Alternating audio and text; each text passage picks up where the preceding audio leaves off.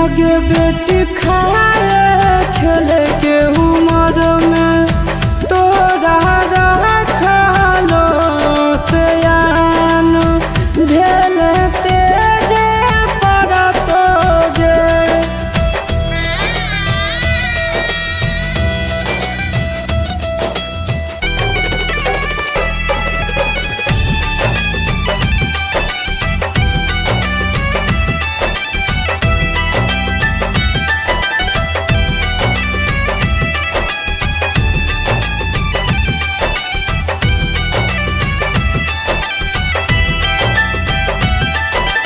अहो पापा भैया के जीमा